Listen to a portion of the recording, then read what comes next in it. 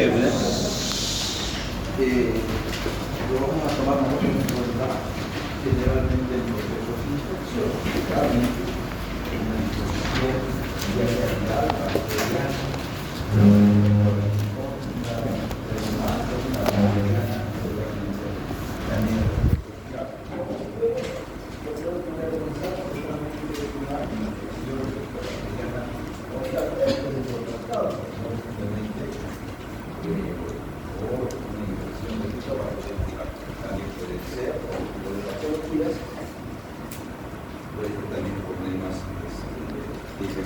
alergias, la fiebre, problemas de traumas, problemas de mucha índole, o sea, muchas causas. Pero lo primero que uno piensa cuando tiene fiebre, debe estar resfriado o estar con un problema infeccioso, lo primero que piensa, ¿no? Entonces, nosotros tenemos que tomar en cuenta que se caracteriza por la elevación de la temperatura corporal, seguramente por muchos procesos infecciosos. Repito, lo primero que pensamos es un proceso o viral o bacteriano. Antes pues era clásico tomar con esto que se llama el termómetro, ¿no?, de mercurio, pero ahora está más en desuso. ¿Por qué? Porque tiene mercurio, contaminación y demás. Pero tenemos que saber tomar con este termómetro de mercurio. Tiene varias partes, lo que es el bulbo, ahí tenemos lo que es una escala que va de acuerdo a la graduación del capilar. Entonces tenemos que tomar en cuenta la temperatura, fiebre, vamos a decir que es fiebre mayor a 38 grados, pero puede fluctuar la temperatura normal entre 36.5 y 37.2. Si ustedes revisan en lo que es UROS, ahora va variando la temperatura, pero fiebre mayor a 38 grados, o sea, ¿cuánto tiene de temperatura? 38.1, hasta con fiebre. Tenemos que tomar siempre en cuenta eso. Entonces depende de dónde también tomas la temperatura. Repito, lo normal más o menos va de 36.5 a 37.2, lo normal. Pero va a depender dónde vas a tomar. Y evidentemente en la parte rectal es un poquito más alta, pero generalmente no lo tomamos en la parte rectal. Por ahí en niños, después la mayoría es axilar. Ahora con los digitales, ya, si quieres axilar, en la frente, en la mano y demás. Entonces ha ido cambiando esto de acuerdo también a la tecnología. No se usa mucho también por el riesgo de contaminación y demás. Toda la mayoría, la parte digital, la mayoría es digital, pero se puede tomar, o seguimos tomando igual con los digitales en la región de la axila, no tanto así en la oral porque tendríamos que desinfectar, etcétera, más complicado, pero podemos tomar, no solamente en estas regiones, también se puede tomar temperatura en otras regiones. Por ejemplo, ¿dónde más creen que se puede tomar temperatura? Aparte de estas tres. En el conducto auditivo también se puede tomar, obviamente con termómetros de láser, ¿no? También podemos tomar todo. En la región vaginal, en la práctica, no lo hacemos, pero sí se describe en la literatura. O sea, hay varias otras regiones donde podemos tomar la temperatura, pero lo clásico es esto, y de estos, la axilar es la que más empleamos. Fluctúa entre 36.5 y 37.2. Obviamente que la temperatura a nivel central en la aurícula derecha va a ser esta, pero con más o menos 0.6, ¿no? Va a incrementar obviamente la temperatura dependiendo a los grados que incremente, va a incrementar la frecuencia también cardíaca. Normalmente en un proceso infeccioso, cuando es un proceso viral o bacteriano, lo que aumenta es la temperatura. El paciente cuando viene a la consulta, doctor, tenía fiebre o tuve fiebre, no podemos registrar que tiene fiebre. ¿Por qué? Porque solamente fiebre cuando tiene más de 38 grados. Si es que el paciente dice, doctor, tuve fiebre, mejor colocamos paciente refiere alza térmica, pero no cuantificada. Por año la fiebre, de verdad. No sabemos. hasta que cuantifiquemos. Si el paciente, doctor, le dice, doctor, vengo porque me duele la cabeza, tengo fiebre y tengo tos, digamos. Paciente que refiere tos, paciente que refiere cefalea y alza térmica no cuantificada, mejor. Porque ¿cuándo va a ser fiebre? Cuando tú cuantifiques con un termómetro, ya sea por cualquiera de estas vías, oral, axilar, rectal, vas a tomar en cuenta. Entonces, si se dan cuenta, va a fluctuar. Les dije 36.5 a 37.2, pero puede fluctuar y va a depender también del lugar y también del libro. Pero tenemos que tener nosotros algo bien concreto. ¿Cuándo es fiebre? 38 grados. Febrícula de 37.2 a 37.9. Febrícula. Bueno, el termómetro se coloca por debajo de lo que es la lengua, a un costado podemos colocar, al lado del frenillo.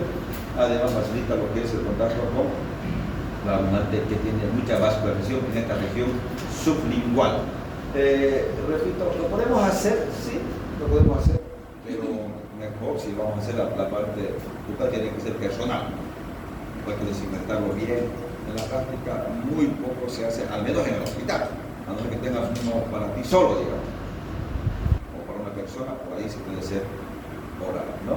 Más o menos 2 minutos tiene que permanecer el termómetro. Ahí está, por un lado de lo que es el frenillo, debajo de la lengua. Rectal, mayormente en niños, pero muchas veces no lo hacemos, ¿no? Pero se tendría que tomar en cuenta, ¿no? Es un poco superior a la bucal en 0,3 a 0,6 grados centígrados, ¿no? Preferible en niños pequeños enfermos graves, si vamos a hacerlo. Aunque ahora, como les digo, muy poco. Igual 2 a 3 minutos tenemos que tomar en cuenta.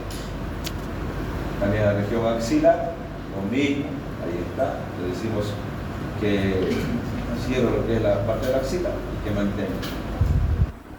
Normalmente esa es la temperatura que dijimos, pero puede haber otros grados donde está disminuida la temperatura. Hablamos de hipotermia menor a 35 grados en la rectal, puede ser ligera, profunda, muy profunda y bueno, pues puede ser muy severa. Ligera, 28-24, profunda de 17-28, muy profunda menor a 17, ya en este caso ya hay menos de 35, a ver, ya signos de rigidez, midriasis y demás.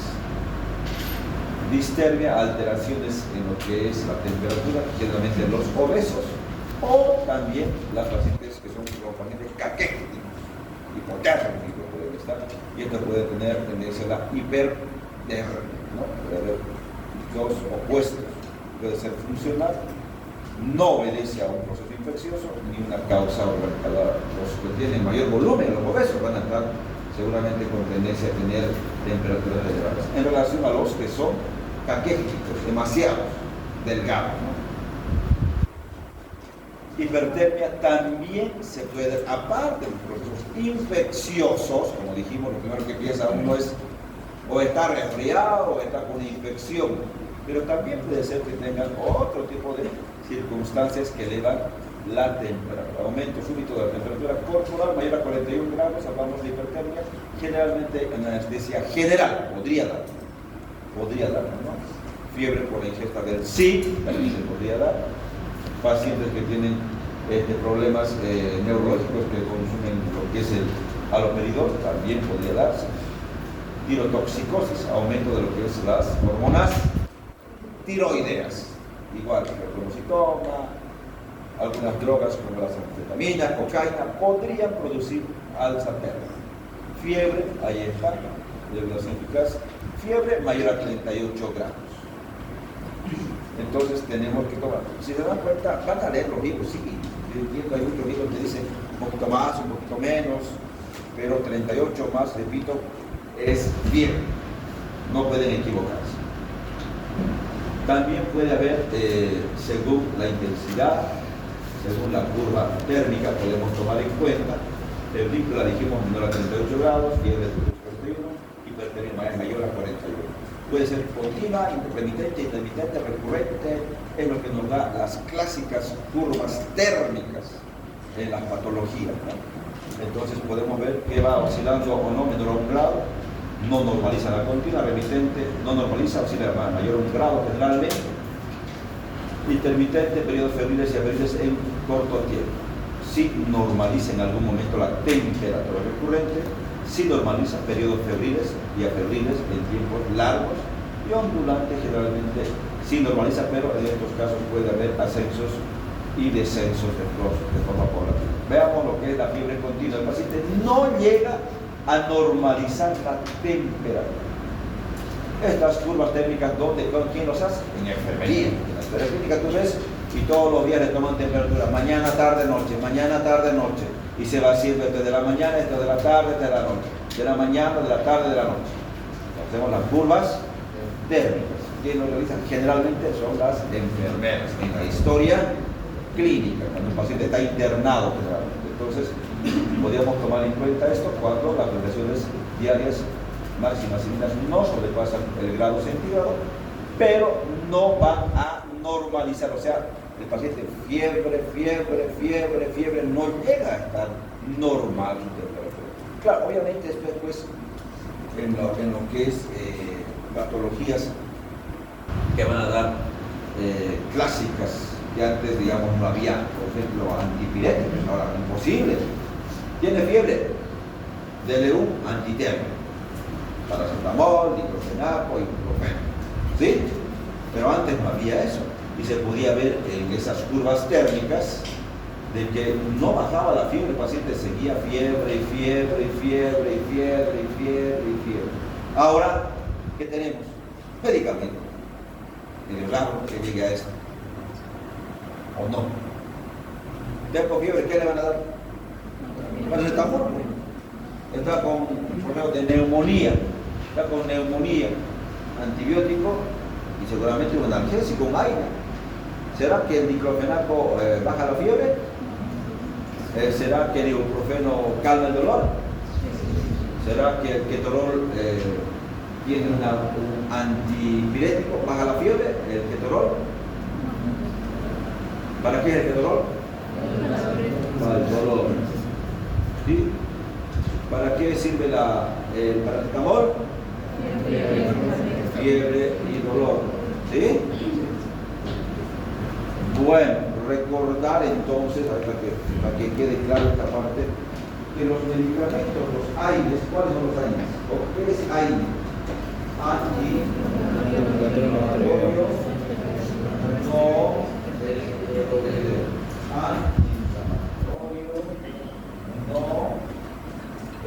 ¿Qué es un AINE? ¿Qué es un AINE? Antiinflamatorio. Pero ustedes gobierno tienen esto.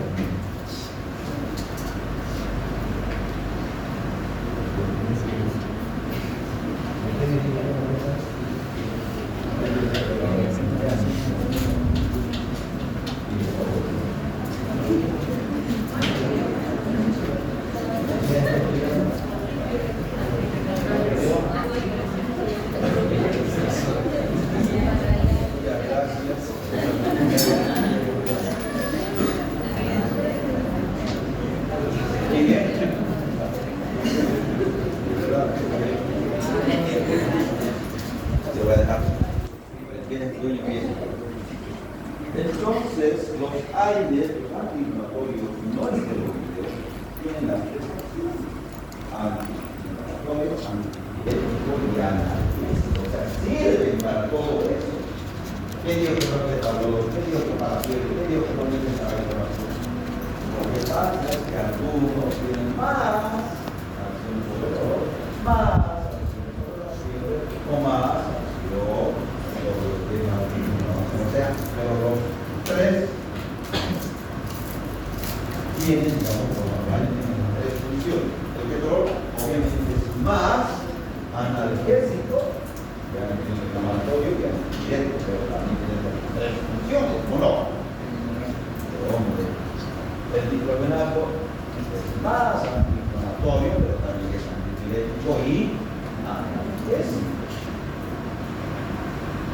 Le digo, pues vemos que hay analgésico, ¿qué más?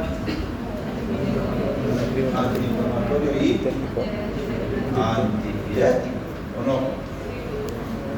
Paracetamol lo mismo, pues. Bueno, el paracetamol no es un aire, pero entonces, y les digo que ahora actualmente pues, es imposible que tengamos el tipo de turno. Se puede dar una excepción, pero pues ya lo que es.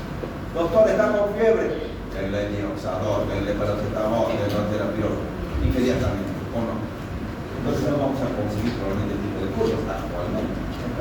A no ser que no tengamos, a no ser que sepamos bien graves, pero no ya. Pero sí, un tipo de curvas térmicas. En qué patologías, neumonía clásica, se da fiebre, tifoidea, endocarditis, encefalitis. Ahora, repito, porque inmediatamente le damos, o no, estamos hacia automática cada uno. Le duele la cabeza, tiene fiebre que toma. Usted que toma para la fiebre.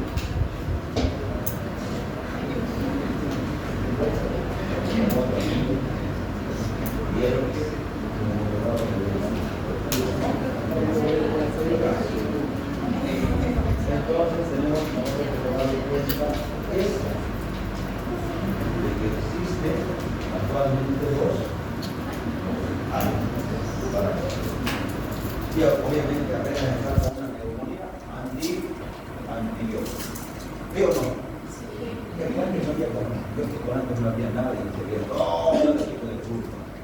En la semiología clásica, fiebre remitente, igual con neumonía, meningitis, neumonía con abscesos, igual. Acá la temperatura igual no llegaba a lo que es a la normalidad y las oscilaciones eran más de 1 grado centígrado. Fiebre remitente. Acá fiebre intermitente. Acá miren, normaliza en algunos días. En algún momento está normal, se va normalizando. En las otras no normalizaba. Fiebre, fiebre, fiebre, fiebre y fiebre. Pero en esta sí puede llegar en algún momento, algunos días a ser normal, no tener fiebre. El paciente, sea urinaria, biliar, absceso hepático, malaria, septicemia por gran negativo. Son las curvas térmicas que generalmente se daban en estos pacientes. También recordar que existe la malaria. ¿La malaria qué tipo de fiebre nos da? Terciaria, generalmente. ¿Dónde hay más malaria? ¿Cuál es el agente de la malaria? El Vivax y el ¿dónde hay Vivax y dónde hay falciparum? ¿Dónde hay falciparum? ¿Dónde? ¿Acá? ¿Y el Vivax? ¿Dónde? Mi hombre. ¿Quién es su docente de infecto? ¿Lleva infecto o no? Epidemiología, ¿no? En epidemia llevan esto, han llevado. ¿Dónde? Claro, pero estamos hablando de Bolivia. ¿Dónde en Bolivia? En los barrios. Ya, en el norte, claro, obviamente. En el norte, toda la parte del norte. ¿Dónde están los nortes? Pando, por ejemplo, bastante. ¿Cuáles? ¿Cuál es más grave? ¿Falciparum o Vivax? Entonces en el norte hay bastante falciparum, ¿no? Igual el paciente tiene fiebre cada cuántos días. Está normal y ¡plan! Fiebre. 2, 3 días a febril y fiebre. 2, 3 días a abril, fiebre. ¿Y cómo se hace la toma de muestra? ¿Cómo se toma la muestra para ver si tiene o no tiene malaria? La gota gruesa, ¿cómo se hace? ¿Dónde se hace la gota gruesa? Bien, a ver, ¿qué indica una placa? Bien, una placa, ¿cómo es?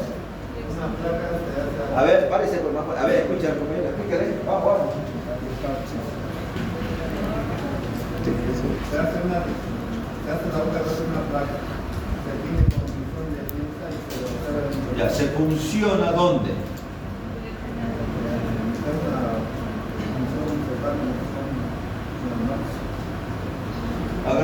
una lanceta, puede ser acá en el dedo, en el pulpejo del dedo y Esa es la vía rápida. pinchamos. Pero hagamos, explica, pero pues no saben los demás, sigan. Es que hay dos vías. Pero las 10 días que tengo, vamos. Realmente cuando tienen Digamos, te fuiste allá, no sé, al último rincón, estás en Pango, digamos, no hay nada más que vos, estás solo. ¿Qué vas a hacer? realmente cuando vienen con paludismo se hace extracción de sangre para otro laboratorio más locales.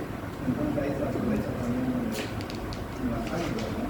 Para poner solamente no te gusta nada más y ya función de una gotita la placa la función. En la gota, ¡pam! ¿Y luego qué hacemos? Ahí lo dejamos. Es una gotita nada más que se le hace como un escondido así, pequeñito. Y después se hace la función. Está muy bien, gracias. Obviamente lo que hacemos es tomar una gota gruesa. Cuando ustedes vayan al área rural seguramente lo van a hacer. Van a tomar una muestra y con una lanceta van a sunchar prácticamente y van a hacer que este paciente pueda tener o no. Lo que podemos hacer, se extiende. ¿Cómo se extiende? ¿Tienes de bioquímica? ¿Alguien de bioquímica? De fisiología. ¿Han hecho la fisiología? ¿Dónde hicieron eso? ¿Cómo lo hicieron, pero extendido?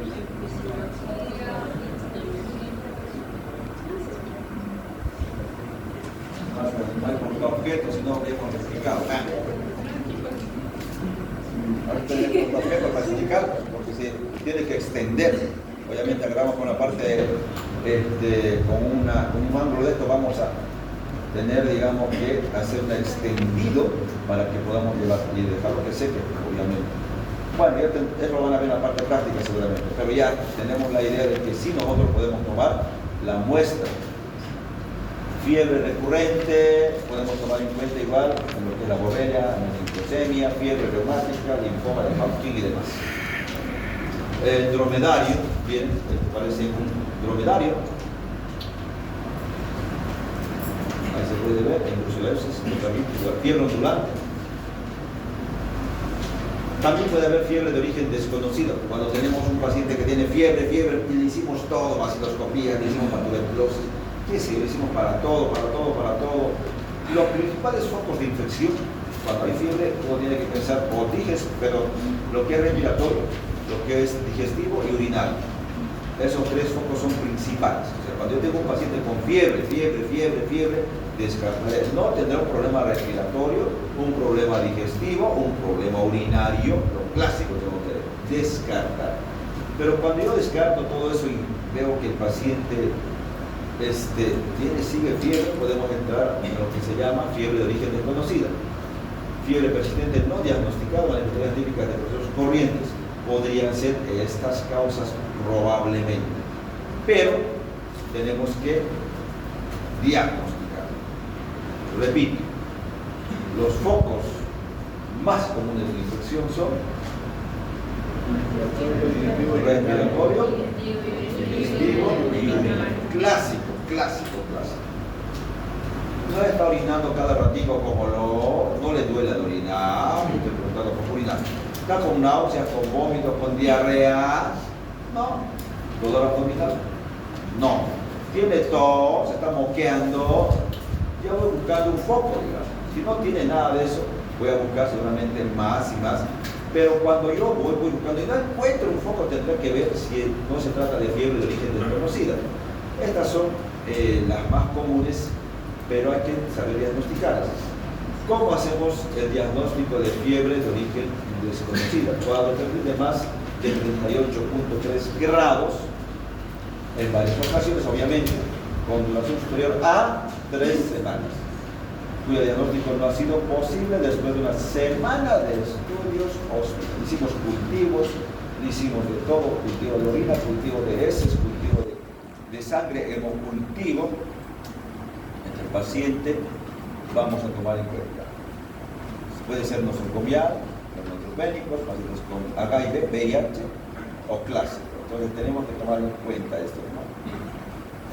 Situación del paciente hospitalizado, no infeccioso, conocido al ingreso, duración más de 3 días. Ejemplo, tromboflebitis certificada.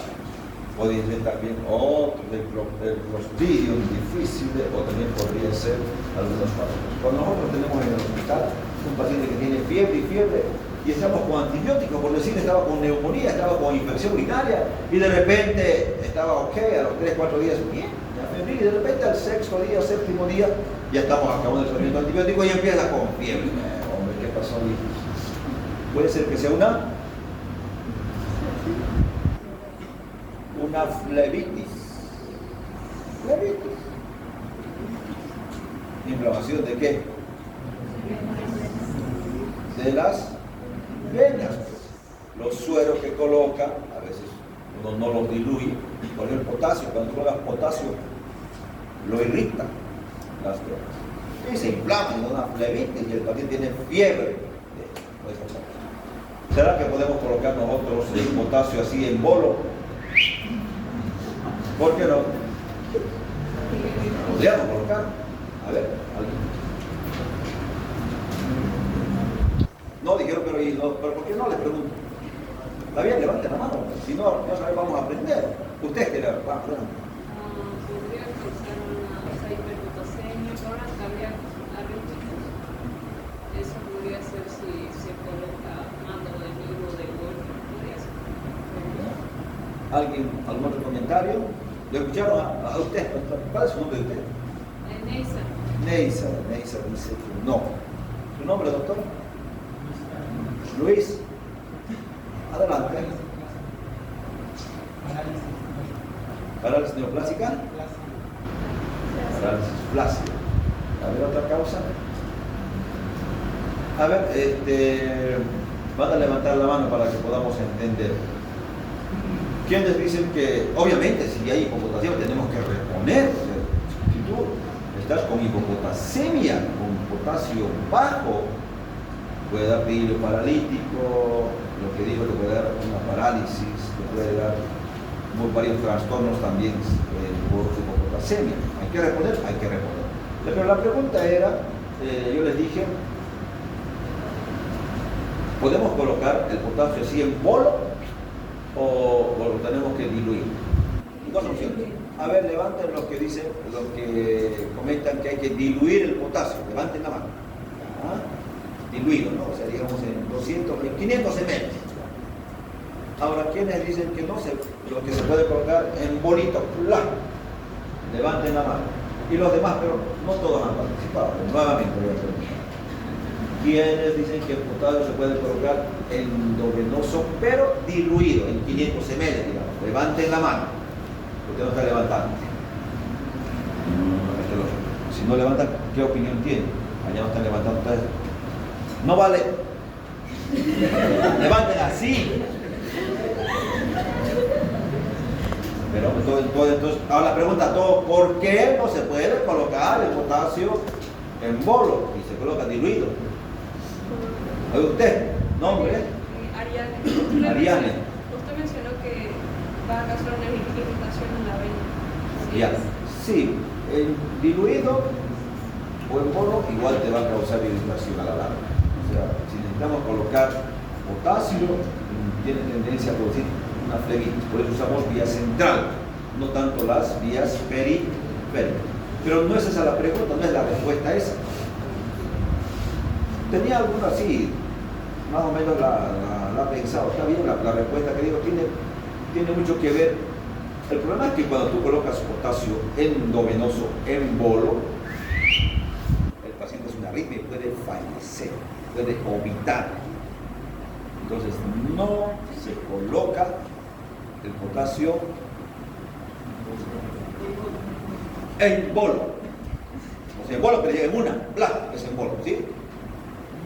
No, tienes que colocarlo diluido en solución fisiológica que pase en unas 4, 5, 10 horas, pero no en bolo. ¿Me entienden? Porque si no, el paciente puede tener una arritmia, evidentemente, y hacer un paro. ¿Me entendió? Como parte de la inyección letal, el potasio también se emplea. Para eso. ¿Para que dieron cuenta? Entonces, nunca en su vida van a indicar potasio en bolo. sino siempre diluido si es que hay que reponer. Pasar diluido en 200, en 500 ml, pasar en 4 horas, en 5 horas. Bueno, ya mínimo, si está muy grave, a 2 horas por eso. ¿Se entiende? Bien, pero nos hemos pasado a eso de la flebitis. Entonces la flebitis puede ser una causa de fiebre de origen desconocida y no tiene nada que ver ya con el proceso inicial. O sea que se inflamaron las venas y nos va a dar fiebre por esta tromboflebitis séptica, obviamente. También puede ser que sea por el Clostridium difficile. Entonces recordar que los pacientes que tienen internación en el hospital por varios días pueden tener uso de antibióticos de amplio espectro, corticoides, etcétera, etcétera, etcétera, y pueden darnos diarrea, y empezó con este Clostridium. Pueden, ¿no? Tenemos que tratar, en vancomicina podríamos tratar. Y fármacos, una gran mayoría, no mayoría, pero algunos fármacos producen reacciones adversas y que se llevan a cabo con fiebre. O sea, una causa de fiebre también son reacciones a fármacos. O sea, no todo va a ser infección, como viste, puede ser otra causa. Estamos investigando fiebre de origen desconocido. No solamente dijimos lo clásico, infección urinaria, digestiva, respiratoria. También pueden ser otras causas. Neutropénicos, obviamente los neutropénicos febriles, cuando los neutrófilos están menos de 500, entonces estos pacientes pueden tener fiebre. Pero en estos neutropénicos febriles, obviamente voy a pensar en otro tipo de infecciones que no son atribuibles a personas inmunocompetentes, por ejemplo. O sea, ustedes, claro que hagan una candidemia, claro que puedan hacer una aspergilosis. Candidemia, por ejemplo, todos tienen cándida en la orofaringe, todo antes un cultivo te sale cándida positiva. No se trata. Tú tienes un paciente que tiene neumonía, no tiene ninguna otra patología, positivo para cándida, no lo vas a tratar. Probablemente, a no ser que tenga placas blanquecinas y por ahí ya, con nistatina de por ahí, no pague bucálica, pero no la vas a tratar con antimicóticos sistémicos. Repito, eso es parte de la flora. Pero en estos neutropénicos no tienen defensas.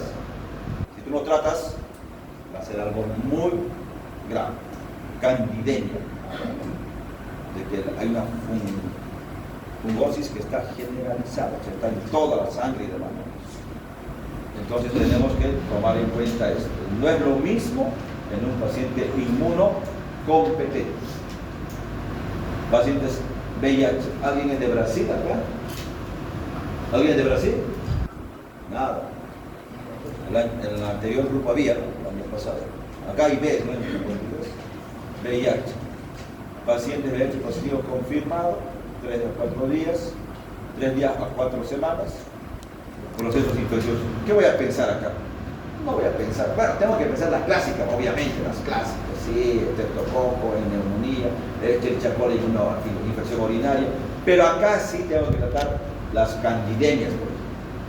Voy a pensar neumocystis girovesi, neumonía por neumocystis girovesi, no es neumonía por neumocystis carini, carini es en animales, el carini es en animales. En el humano es neumonía por neumocystis girovesi. Entonces estoy pensando otro tipo de paciente, diferente, igual inmunocomprometido. No le va a dar, digamos, a ustedes no les va a dar neumonía por el neumocystis girovesi porque son inmunocompetentes. No nos va a dar. Pero a un paciente HIV, o sea VIH, sí puede darle una neumonía por neumocystis girovesi o criptococo neoforma. Entonces, se dan cuenta que la fiebre nos ayuda a tomar en cuenta varias patologías seguramente. Y otras, seguramente va a haber de todo tipo, ¿no? Desde neoplasia, cáncer, procesos inflamatorios, etcétera, etcétera, etcétera. Fiebre inversa.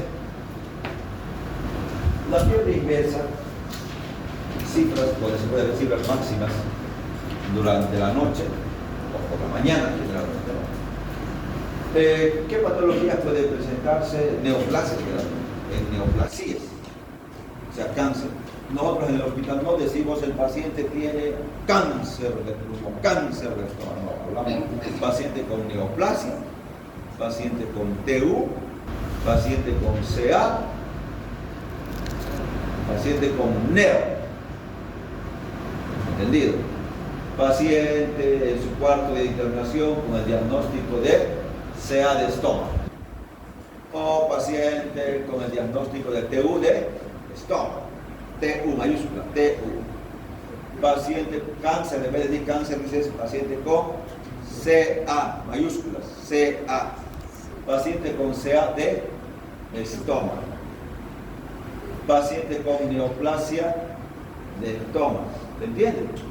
No decís paciente en sus 20 días sin tener diagnóstico de cáncer de pulmón. Paciente, oh, tengo cáncer.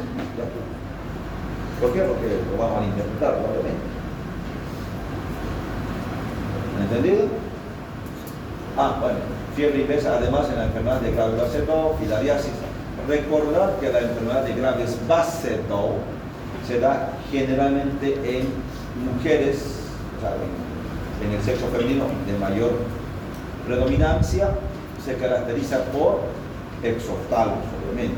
Exoftalos es una tiroiditis, una inflamación de la glándula tiroides de forma autoinmune que va a dar o va a terminar en un hipertiroidismo, enfermedad de Graves Basedow, de mujeres, que produce hipertiroidismo. Entonces, ¿cómo se llama esto? Exoftalos. Exoftalos, evidentemente. ¿En qué patología? Vamos a ver esta enfermedad de Graves Basedow, solamente una tiroiditis que va a ser de origen autoinmune. Tiene otras características, ¿no?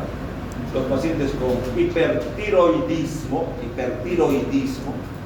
TSH está inhibida, T3 de 4 elevada, ¿sí? Hay un feedback, ¿sí? Cuando la TSH está elevada, T3 de 4 está baja. Cuando el T3 de 4 está elevado, TSH está inhibida, baja. Entonces, hipertiroidismo, T3 de 4 elevado, TSH baja. Las T3 de 4 son la tridonilina y la tiroxina.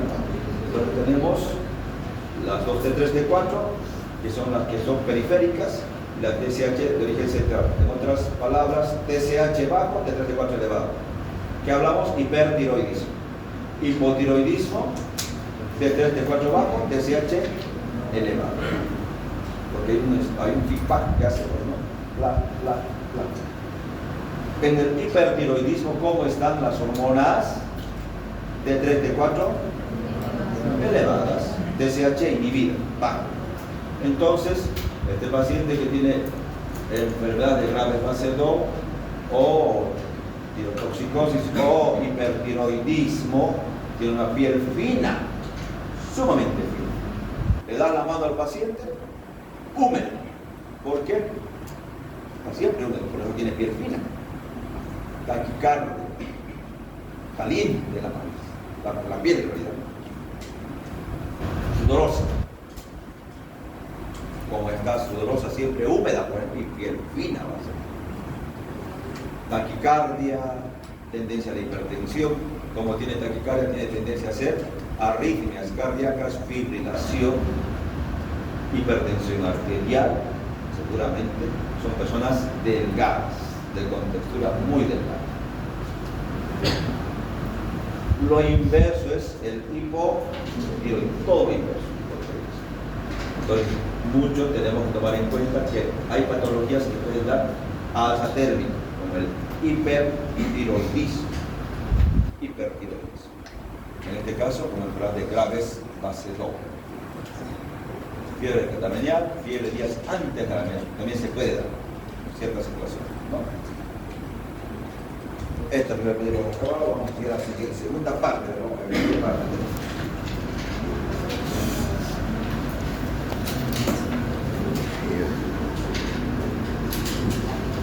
¿Ya ha acabado lo que es adición o falta? Falta.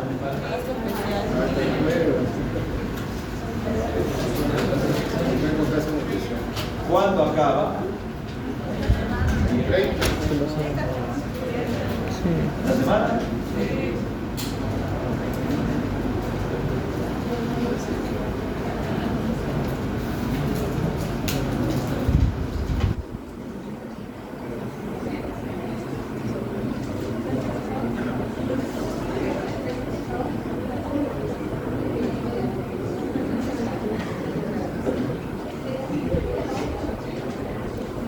Estamos viendo de forma general lo que son los signos y los síntomas, ¿no? De forma general.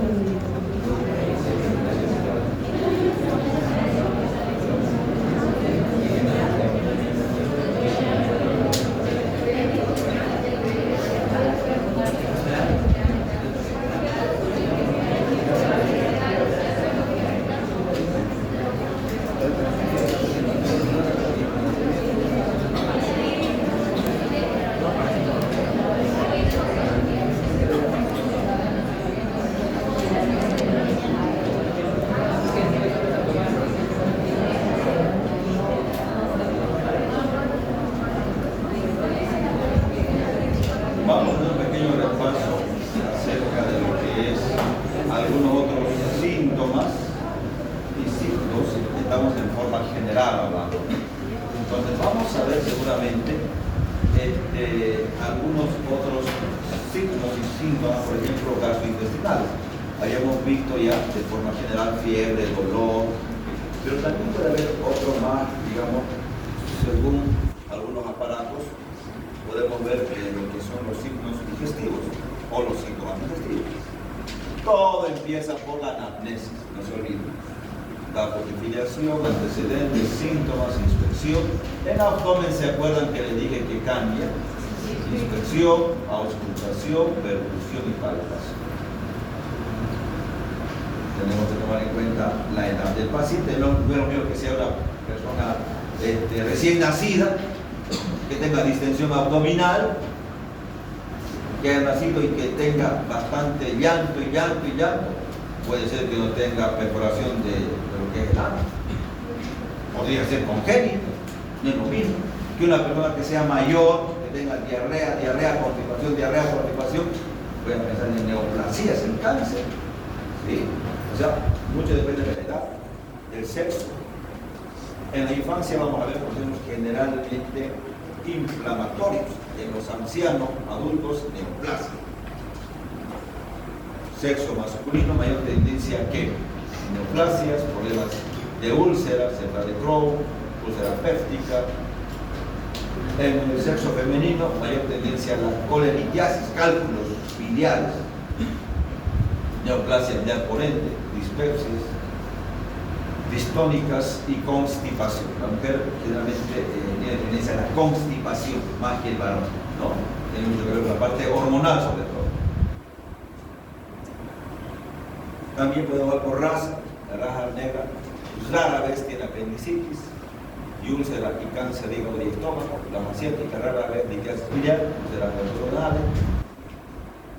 Ocupación, tendencia al empleo, digamos, de plomo, mayor tendencia a úlceras pépticas, gastroenteritis, hepatitis, cólico la intoxicación por plomo se llama saturnismo. ¿Qué tal si trabajan con ratas? La enfermedad de pilotos, tendencia a las hemorroides. En este caso, los camioneros, los que trabajan en el volante, en los micros, están todo el día sentados, todo el día. Tendencia a las hemorroides. Los que son, bueno, en este caso, ¿quiénes son los de cuello blanco?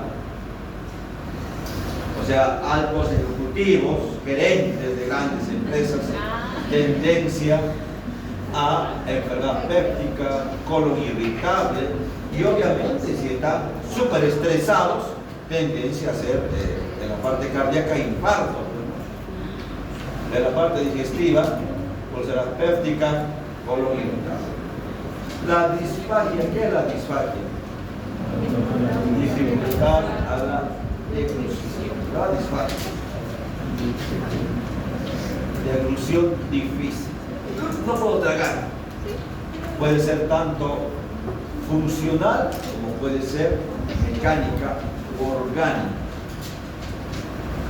Puede ser obstructiva mecánica o puede ser motora, neuromuscular. Entonces, si fuese una obstrucción mecánica, hay algo que está obstruyendo. Mecánico, un tumor, pues no va a ser un cuerpo extraño. Procesos extrínsecos, algo que esté obstruyendo porque uno no puede, se me atora, no puedo tragar. La disfagia, ¿qué es? Dificultad. No puedo tragar. Disfagia. Dolores, odino, dolor. Pero la dificultad es la disfagia. Si solamente es a sólidos, yo voy a pensar que es un proceso más orgánico. Pero, ¿cuáles serían las causas por las cuales un paciente no puede deglutir? Tanto extrínseco, o sea, en relación a lo que es fuera del esófago, o intrínseco en relación a lo que es el esófago. Extrínseco, algo comprime de afuera al esófago. Un tumor de mediastino, por ejemplo. Bócido torácico, linfoma, vasos aberrantes, divertículo de seno. En cambio, intrínseco, un tumor esofágico, puede ser benigno maligno, una estenosis cáustica, péptica, infecciosa. Imagínense que este paciente le tomó con intenciones suicidas, le tomó sosa cáustica o lavandina, va a producir estenosis en el esófago, entonces va a dar disfagia. Y también los procesos de úlcera péptica y demás. Anillos y membranas, obviamente, cuerpos extraños, impactados, pueden darnos disfagia de este tipo. Mecánico puede ser, en este caso, extrínseco o intrínseco. Pero también puede ser motor, algo funcional. Clásico puede ser primario o neuromuscular. Lo primario, clásico es la calasia. ¿Qué es la calasia? Cuando es a sólidos, generalmente el paciente pasa el líquido. Puedo tragar agua, pero comer algo sólido no lo puedo, se me tranca. En cambio, el líquido puede pasar. En cambio, cuando es motora neuromuscular, generalmente ni agua puede tragar. Ni sólido, obviamente. Agua. Es un trastorno funcional. Primario o secundario puede ser. Primario, dijimos, clásico es la calasia. La calasia es el incremento del tono en el esfínter esofágico inferior de la tráquea, ¿no? ¿De qué? Pero descanse 30 segundos, creo que están durmiendo. A ver, ya, levántense, párense. Descansen 30 segundos. Pueden pararse si quieren.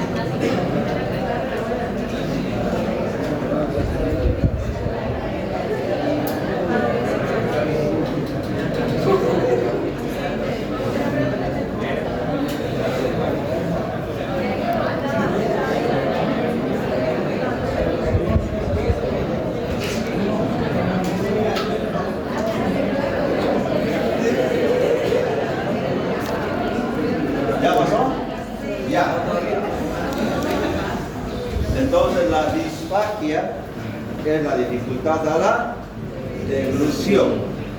Si es a sólidos, el paciente puede deglutir lo que es agua, pero sólidos no. Cuando es motora o funcional, el paciente ni agua puede beber, obviamente tampoco sólido. ¿Por qué? Porque el ejemplo clásico, les decía, un trastorno motor primario es la calasia. Recordad que tenemos en el esófago un esfínter, entre comillas, que es el esofágico inferior, el esfínter esofágico inferior, que ¡plá! Se cierra y cuando uno deglute, no pasa, pues, se queda en el esófago, pero por un trastorno motor. Ejemplo clásico de esto es la esclerodermia, puede darse. Y entre el paciente, ¿qué hace? Obviamente, pues no va a pasar los alimentos, habrá que tomar en cuenta eso. El paciente tiene halitosis seguramente, mal aliento, puede tener también lo que es microaspiraciones, como está en el esófago, como no pasó al estómago o pasa muy lentamente. El paciente se recuesta y puede haber microaspirados al pulmón, o sea, puede dar neumonía también a repetición. En la calasia, por ejemplo, espasmo esofágico difuso, otra pueden ser trastornos motores no especificados y demás trastornos neuromusculares, enfermedades neuromusculares, enfermedades musculares. Pueden ser de distintos tipos, pero lo más clásico van a escuchar la calasia. Ya saben, funcional o puede ser mecánico. No es nada difícil, ¿no? Ahí está el paciente, al tragar agua, por ejemplo, doctor, no puedo tragar ni agua. Muy difícil. Es una disfagia funcional. Voy a buscar algo, un trastorno neuromuscular. Doctor, puedo tragar sólido, pero agua no puedo pasar. O también puede ser que sea una faringitis, una faringoamigdalitis, por ahí, claro, obviamente también va a tener, pero va a pasar seguramente eso. Odinofagia, dolor a la deglución. Muchas causas, ¿no? Una faringitis, faringoamigdalitis, regurgitación, retorno a la boca del contenido gástrico. No es vómito, por si acaso. Los bebés tienen generalmente esto. Generalmente es fisiológico en el lactante, es normal. No es vómito, es una regurgitación, ¿no? Sin náuseas ni esfuerzos de vómito o de arcadas. No tiene. Directamente, sin náuseas. No es no, nada que ver. Esto es directamente una regurgitación. Los bebés sobre todo, ¿no? Pirosis, sensación de dolor urente en la región preesternal o retroesternal en este caso, ¿no? Doctor, le cuento que me da como una vinagrera, una acidez tremenda, me quema el pecho, le va a decir. Estamos hablando de una pirosis, sabor amargo, aumento de lo que es el tialismo reflejo. ¿Qué es tialismo?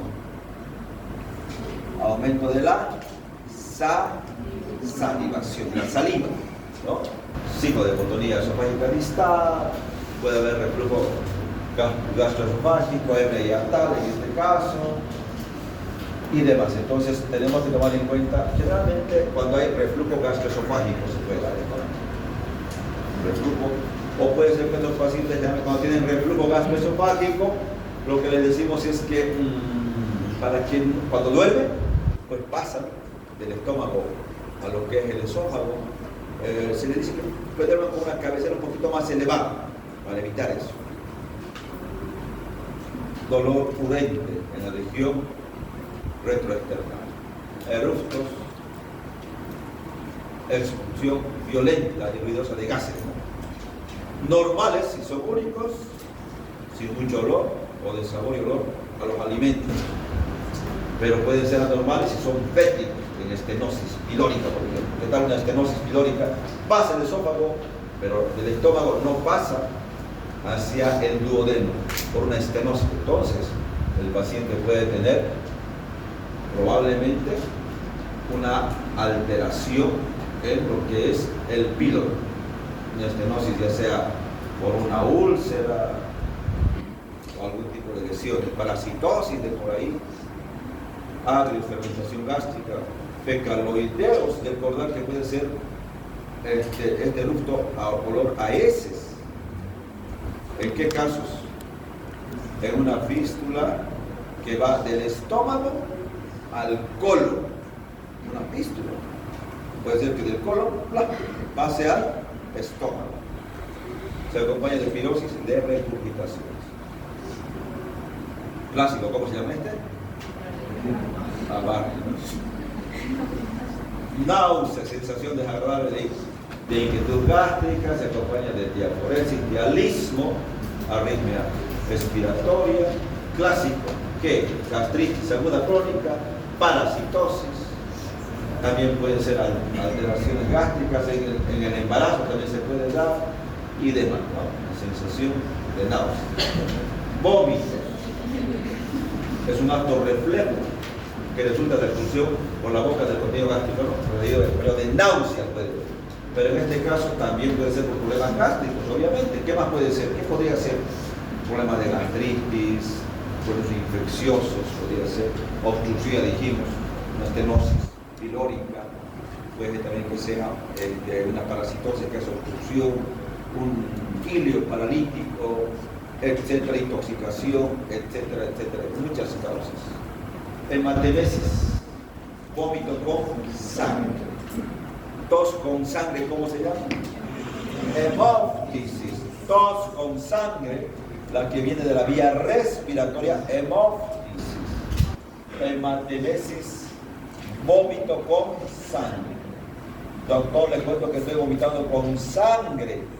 La sangre va a ser oscura, pH ácido, con alimentos, con náuseas. En cambio, la hemóftisis es sangre rojo rutilante. Hematemesis, sangre oscura. Hemóftisis, pH alcalino. Hematemesis, pH ácido. Hematemesis con alimentos. Hemóftisis con expectoración completa. Hematemesis con náuseas que llegan al vómito. Hemóftisis con tos. Para diferenciar, porque el paciente, doctor, le cuento que boté sangre por la boca. ¿Y qué es eso? Sangre por la boca. ¿Será hemóftisis? ¿Será hematemesis? Tienes que descubrir preguntando. Porque el paciente no te va a decir, doctor, tuve hematemesis, doctor, tuve hemóftisis. Te va a decir, boté sangre por la boca. O estoy vomitando sangre. Y sin embargo no era de la vía digestiva, era de la vía respiratoria. Tendrás que preguntar, a ver quién nos puede ayudar a la diferencia, quién anotó la diferencia.